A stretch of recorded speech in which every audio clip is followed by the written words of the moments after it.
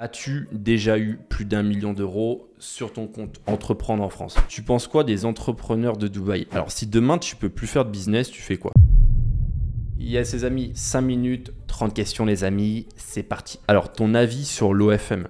Moi, je pense que l'OFM, c'est le marché aujourd'hui qui est le plus saturé pour la simple et bonne raison que des créateurs et créatrices de contenu, il n'y en a pas non plus énormément. Alors que des entreprises qui se créent tous les jours, on va dire, ou tous les mois en SMMA, t'en as littéralement 10 000 fois plus. Donc mieux vaut être sur un marché qui est littéralement beaucoup moins saturé. As-tu déjà eu plus d'1 million d'euros sur ton compte? Oui, j'ai déjà eu plus d'1 million d'euros sur mon compte, même si aujourd'hui je n'ai pas 1 million d'euros sur mon compte parce que dès que j'ai 100 000, 200 000, j'investis cet argent pour en faire plus. Ton avis sur le dropshipping? Alors, si tu n'as pas 15 000 euros de côté, oublie cette idée de te lancer dans le dropshipping. Ta voiture de rêve. Alors, ma voiture de rêve, je dirais que j'en ai deux principalement. Donc, j'aimerais bien avoir si on parle de supercar, donc BMW i8, je trouve cette voiture genre tellement futuriste, tellement magnifique. Et en termes de voiture un peu 4x4, classe G, je trouve ça indémodable. Entreprendre en France, extrêmement compliqué. Dans le sens, la première phase en fait qui me vient à l'esprit concernant le fait d'entreprendre en France, c'est voilà, tu travailles, on va dire, pour la gloire, quoi, mais pas pour l'argent. Ton avis sur le SMEA, donc classique comme question. Mais ça, je le répète, les gars, dans chacune de mes vidéos YouTube, j'essaye, on va dire, de donner des arguments. Mais aujourd'hui, si tu débutes dans l'entrepreneuriat, c'est selon moi le meilleur business à lancer pour la simple et bonne raison que tu n'as pas beaucoup de capital à investir. Tu peux commencer par des petits services qui sont très faciles à closer et progressivement, au même temps que tu prends en compétences, proposer des services de plus en plus chers.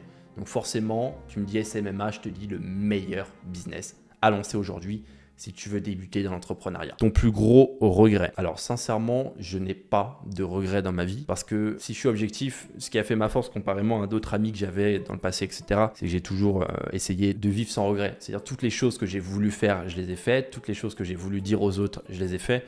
Donc en soi, en étant objectif, là actuellement, je ne saurais pas te citer un gros regret que j'ai qui me plombe l'esprit. Genre littéralement rien. Alors si demain tu peux plus faire de business, tu fais quoi? En vrai, si demain je sais pas, genre comme par magie, je peux plus faire de business, en vrai, je vide mes investissements et je pense que je me trouve des passions hors du business. Parce qu'aujourd'hui, si je voulais, je pourrais arrêter sans problème, dans le sens avec mes rentes, que ce soit ce que j'ai investi ces dernières années, mes rentes immobilières et tout. Je peux largement, on va dire, vivre jusqu'à la fin de mes jours un lifestyle de malade mental. Mais en vrai, je me trouverai des occupations hors business et je profiterai de mes rentes et je me mettrai à la retraite, comme on dit. Même si bien sûr c'est une idée qui ne me viendrait pas à l'esprit parce que je ne compte pas arrêter le business, en tout cas dans les 5 prochaines années. Où souhaites-tu vivre dans le futur? Je me suis résigné, les gars, à l'idée de vivre dans un seul endroit. On ne peut pas choisir un seul endroit. Genre aujourd'hui on prend l'avion, il y a 5 heures, tu peux être ailleurs.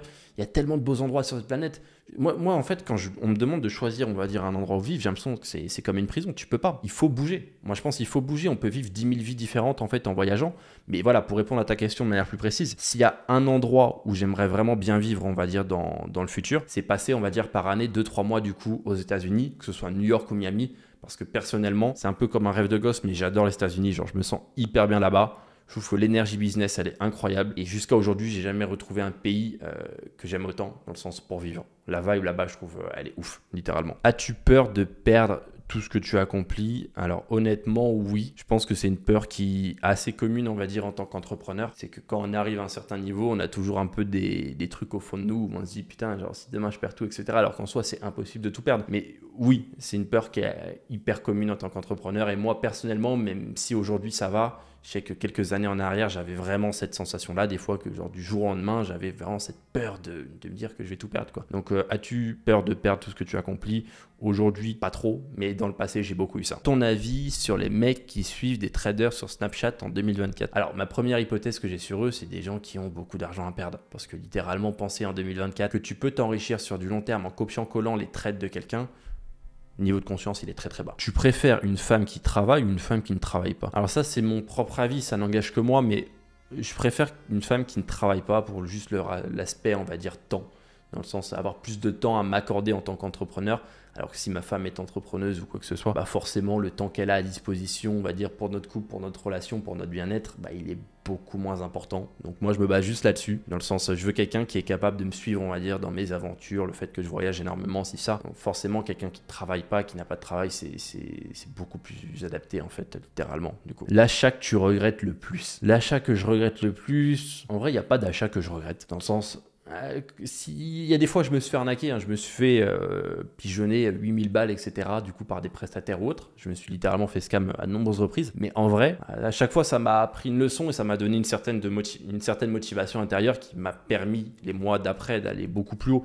Donc en soi, même si c'était à faire, je le referais en fait. Donc en soi, il n'y a pas de choses que je regrette, on va dire forcément, du coup. Alors là, obligé, l'achat que tu regrettes le moins. Alors l'achat que je regrette le moins, donc c'est un peu technique. J'ai acheté un appartement du coup à Abu Dhabi il y a 1 an et demi. Je l'ai acheté au prix de 900 000 €, du coup un appartement sur plan, donc dans la résidence du Louvre, du coup le musée Louvre à Abu Dhabi. Et aujourd'hui, il en vaut 1,7 million, donc 1 an et demi plus tard. Donc ça, je dois t'avouer que c'est l'achat que je regrette, je pense, le moins, quoi. Ta voiture actuellement? Actuellement, je n'ai pas de voiture. Alors, ton avis sur la concurrence? Moi, je pense pas que la concurrence soit forcément une mauvaise chose, dans le sens, j'ai fait plus d'argent, du coup, lorsque j'avais plus de concurrence que lorsque j'avais moins de concurrence et j'étais seul, on va dire, sur mon marché en 2019. C'est-à-dire, j'ai fait plus d'argent, c'est des 2023, 2024, donc vraiment des périodes où il y a, on va dire, entre guillemets, une plus forte concurrence que des périodes comme 2018 ou 2019, quoi. Donc moi, je pense pas que la concurrence, ce soit une mauvaise chose.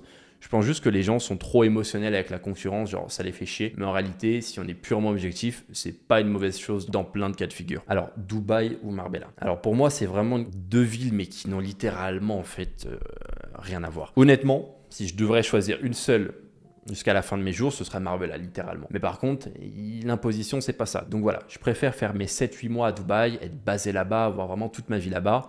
Comme ça, au moins niveau fiscalité, je suis réglo. Et le reste du temps, donc les 4 mois dans l'année où je peux bouger, etc., être à Marbella. Mais après, il n'y a rien à dire. Dubaï, c'est une ville incroyable en hiver. Si vous avez l'occasion d'y aller, allez-y, vous allez littéralement kiffer. En hiver, c'est incroyable. C'est clair, après l'été, il fait hyper chaud. Mais en hiver, c'est une ville incroyable. Tu as 18 ans et 1000 € de côté, tu fais quoi? J'ai 18 ans et 1000 € de côté, j'investis dans un programme d'accompagnement pour acquérir des compétences et lancer une boîte. Genre, me parle pas de crypto, me parle pas de je ne sais pas quoi, me parle pas de paris sportifs. J'investis dans un programme d'accompagnement pour lancer une boîte. Tu penses quoi des entrepreneurs de Dubaï? En fait, c'est comme dans tous les domaines. Je pense qu'il y a du bon, il y a du mauvais. Et forcément, on retient que le mauvais. Mais certes, il y a du mauvais à Dubaï, on ne peut pas le nier, mais il y a aussi du bon entrepreneur. Il y a des personnes qui ont accompli des millions de manière, on va dire, ultra éthique, etc. Donc, je pense qu'il ne faut juste pas faire une généralité. Il y a du bon et il y a du mauvais, comme dans littéralement 100% des boulots de cette planète, quoi. Combien d'heures par jour sur ton téléphone? Je t'avoue, je ne regarde pas combien d'heures par jour je suis sur mon téléphone, mais on va regarder. Donc, en moyenne, donc là, je suis weekday. Daily average, donc la moyenne, environ, je suis à 5h17 sur mon téléphone. Ce qui est beaucoup trop, j'en ai conscience. Mais par contre, allez, le petit truc, on va dire pour moi, qui m'excuse, c'est que je travaille énormément sur WhatsApp. Étant donné que j'ai délégué énormément de choses avec mon agence du coup et mon business aussi d'accompagnement, bah en fait mon boulot aujourd'hui c'est beaucoup WhatsApp quoi. Est-ce que tu kiffes ton travail? Alors, si on prend l'aspect global, je répondrais que oui. Honnêtement, je kiffe mon travail. Genre, ça fait 5 ans que je fais la même chose. Et j'ai jamais songé à me dire, ok, tiens, je vais faire autre chose. Donc, je pense que déjà, ça, c'est assez important. Après, voilà, il y a toujours des jours où il y a des tâches que tu vas pas aimer. Et ça, je pense que c'est normal. Tu peux pas kiffer tout à 100%, ce qui se comprend, quoi, du coup. Donc, ouais, globalement, je kiffe vraiment mon travail. J'ai une petite dernière question. Est-ce qu'il faut s'abonner à la chaîne YouTube de Raphaël Jennen? Alors, la réponse est bien évidemment oui. Et en plus de ça, tu dois mettre un like. Et pourquoi pas donner ton avis en commentaire. Allez, on se retrouve à la prochaine.